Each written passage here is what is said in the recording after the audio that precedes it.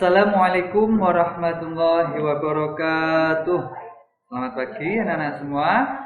Bagaimana kabarnya hari ini? Semoga kita semua selalu sehat dan dilindungi oleh Allah Subhanahu wa taala. Amin. Allahumma amin. Nah, anak-anakku semua yang Bapak cintai, kelas 1 SD Islam Al-Madinah Semarang. Bertemu lagi dengan Pak Lisin di pelajaran Akidah Akhlak.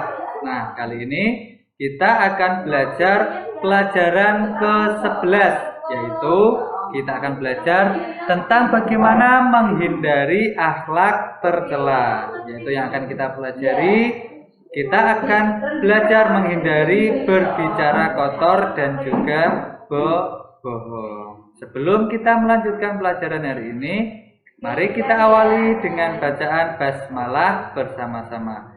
Bismillahirrahmanirrahim. Oke, anak-anak semua, kalian bisa menyiapkan buku paket Akidah Akhlak.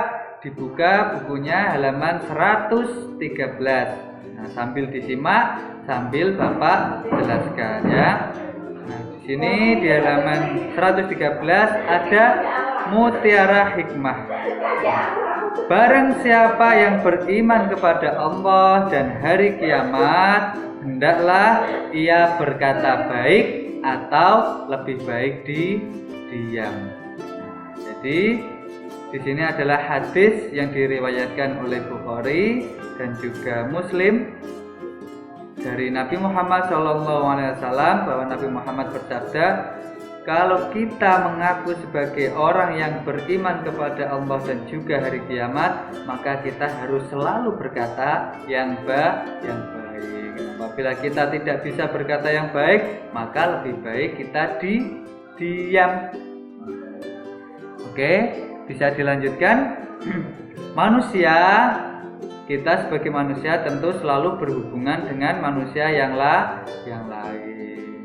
Cara kita berhubungan dengan manusia yang lain tentu saja tidak lain adalah dengan berbicara. Sebagai makhluk sosial, kita tentu selalu berbicara dengan manusia yang lain, dengan orang lain, dengan tetangga kita, teman kita, saudara kita, ayah dan ibu, dan juga yang lainnya. Tentu kita akan berbicara kalau mau berhubungan. Dalam Islam, hubungan itu dibagi menjadi dua, yaitu ada hubungan dengan Allah yang disebut hablum minallah, dan juga hubungan dengan sesama manusia yang biasa disebut hablum minan nas. Nah, untuk dapat berhubungan tentu kita harus berbicaranya yang baik. Jangan sampai kita mengeluarkan perkataan yang kotor, apalagi berbicara bohong. Tentu itu dilarang oleh agama kita, yaitu agama Islam. Jangan sampai perkataan yang keluar dari mulut kita ini menyakiti orang lain. Jangan sampai menyakiti saudara-saudara kita. Lanjut. Akhlak tercela yang kita pelajari yaitu tentang menghindari berbicara kotor dan berbicara bohong. Seperti yang sudah Bapak sampaikan di semester pertama, akhlak tercela adalah akhlak yang tidak baik, akhlak yang buruk yang harus kita hindari. Akhlak tercela lawan atau kebalikan dari akhlak terpuji. Kalau akhlak terpuji itu adalah akhlak yang baik, maka akhlak tercela adalah akhlak yang tidak baik atau yang buruk yang harus kita hindari. Akhlak tercela ini disebutnya yaitu akhlak mazmumah. Diingat-ingat ya. Kalau akhlak terpuji kita sebut akhlak mahmudah, kalau akhlak tercela kita sebut dengan akhlak mazmumah.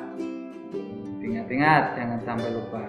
Itu adalah pengertian dari akhlak tercela. Kemudian berkata kotor atau berbicara kotor. Nah, ini yang harus kita hindari, yang harus kita jangan sampai kita lakukan, berbicara kotor dan juga berbohong.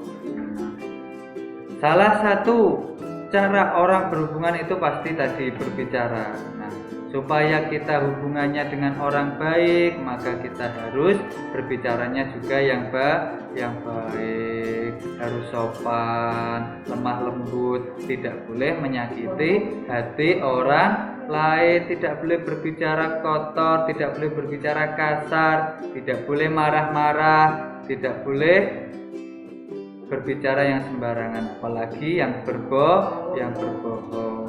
Nabi Muhammad juga bersabda di hadisnya yang lain, aktsaru khotoya ibni Adam fi lisanihi.